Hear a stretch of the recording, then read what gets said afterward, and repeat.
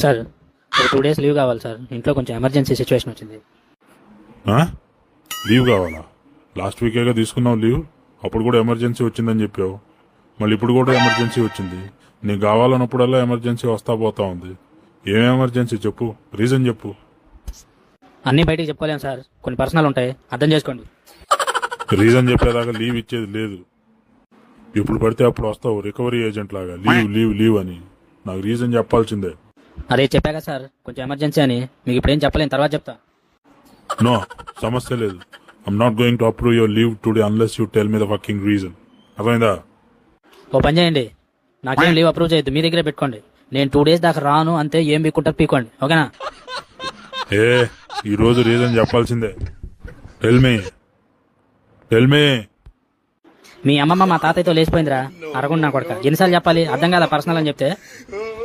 చేతబడిలో వాడిన కొబ్బరికాయ మొహం నువ్వును. Thief my son. ఏమన్నావు? How dare you talk to me like that? Get out of my office. వెళ్ళిపో బయటికి. బయటగా? సరే, నీకు బయటే అర్థమయ్యేటట్టు చెప్తా. నువ్వు రా, బయటికి రా. నువ్వు బయటకు వచ్చి నా చేతికి దొరుకు, నీ సంగతి చెప్తా ఈరోజు.